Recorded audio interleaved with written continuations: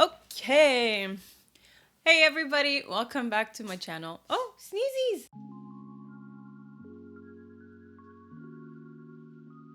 Welcome back to my channel. Today I'm gonna be going over my last commission that I made. So currently I'm essentially doing commissions full time, so I have tons of slots open. So if ever you're looking to get something done, you can message me at my business email just to kind of show you the kind of work I do, the quality of work that I do. I like making these little videos because they essentially act like little advertisement. So today's character was Shinoa. All the pieces that I made for my client are the skirt, the jacket, the belt, the two bows, so the one at the neck and the one at the hair, and the customized boots.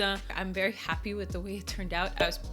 I think it looks really just like in the show. For those of you who don't know, I develop patterns with two of my colleagues for a needle workshop.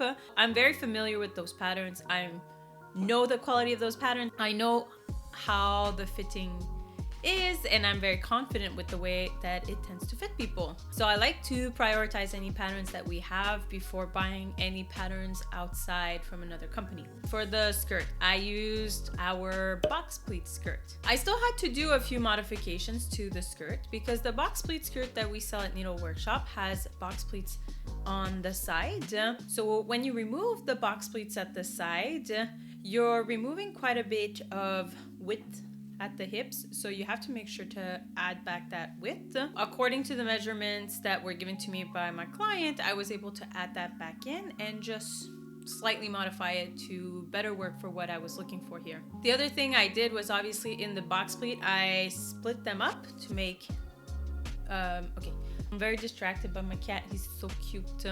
He never sits down here. I'm so happy. So happy to have him with me. So for the box pleat, because I wanted to have that green accent, I split the pattern into 3 pieces. So the front, the side, and then the box pleat, and then sewed them back together before pleating the piece so that you would have that bright green accent inside the box pleat. I think it looks really good. I'm very happy with how it turned out. Also, I've seen a few art pieces or artworks where you can kind of see that underneath her skirt she has a little lining piece that is white with some ruffles on it, and I thought that was really cute, so I really wanted to bring that in because even though you can't see it if you're just looking at it from the front, if ever there's a little gust of wind or you're doing a particular position in a shoot, maybe you're doing something like an upskirt style photo or whatever, you can get just that little hint of ruffles, and I think it's super cute. Moving on to the bodice piece. Again, I actually used a pattern from Needle Workshop. It's the double-breasted jacket, but I again had to do some modifications for it. It's actually made of separate panels. So essentially you have the jacket and then there's a separate panel at the front, which you can unbutton on both sides and just comes off. I don't actually know exactly what the purpose of that is. I just know that they exist, and that's probably what the costume of the character is inspired by. But instead of doing that, I decided to just use the double-breasted jacket, and then it'll button on both sides. But I added a seam on this side of her jacket here to mimic the panel-like structure that you would find in Shinoa's jacket. And honestly, I really like the way that turned out. I think it looks really good, and it being not its own panel makes it so that the whole thing is fitted a bit better around the waist. To all my patterns, I always make adjustments according to the measurements of my client, and I send out a mock-up piece of that and just to fit on them, even if it's through a call, if it's an international client, to make sure that it fits properly before starting the final piece, because it's really hard to get it just right with just the measurements without trying it on the person, because everybody is so different. Even bodies with the same measurements can still look very, very different. So it's always better to do it that way. So there was a lot of adjustments made to the pattern to get it just right.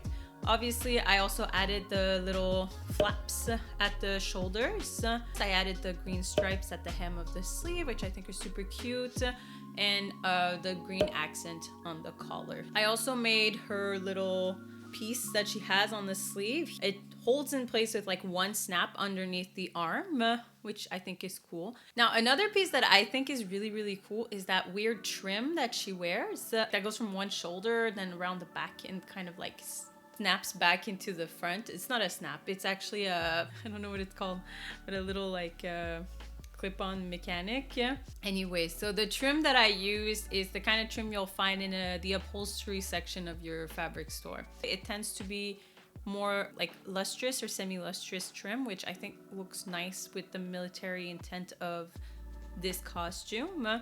And then I added my little clips at either end, and then I added a little loop at the front, and to make sure that it really keeps that movement going, I also have a snap at the front, and then it just goes into the shoulder, up and around, and then the other side of the clip goes into the loophole.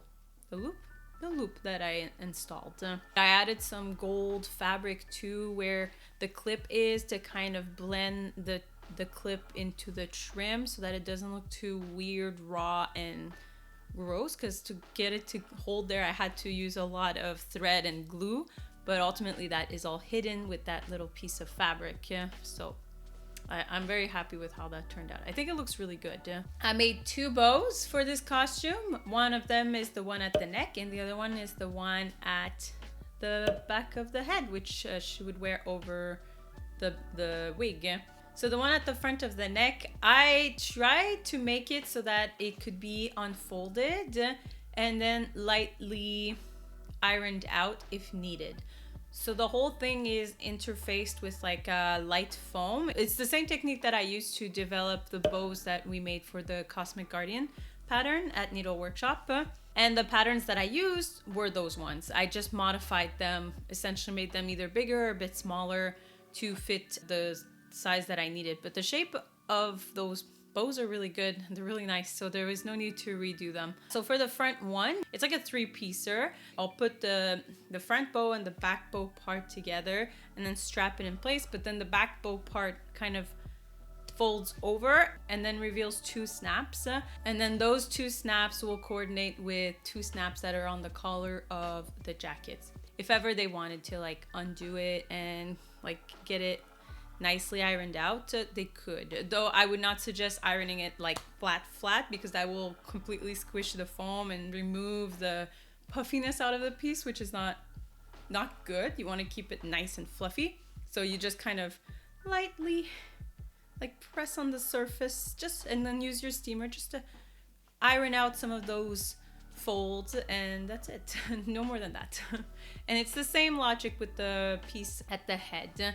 And to kind of put it into place, there's a little hair clip. So you just open up the hair clip, put it on, and then just close the hair clip, and you can put it onto whichever wig that you want. For the belt, it was very, very simple. Like, it didn't take too long. So I just bought a belt buckle that looked close enough to the one she has in the show, rather than custom making one, because that just ends up being much more expensive. And then I just added the leather part around it. Now, last but definitely not least, I customized some boots. When I make any kind of shoe wear, I will start by getting a very good shoe base. And once I have that shoe base, I'll develop the cover that goes over it. I think, again, they look really good. The whole thing looks really cute. You can let me know what you think in the comments below. Let me know if you like it or not. But yeah, I still have some slots open. If ever you're interested in getting something done, you can message me. If you would like to support my work and are not interested in getting any kind of commission, you can check out my Ko-fi page. It's the only place where I post uncropped or unaltered pictures of my cosplays. Otherwise, I only post to Instagram. So you can also check me out on Instagram. So yeah, I hope you liked it. And if you liked it, give it a thumbs up if you want. So yeah, that's it for today. Bye bye.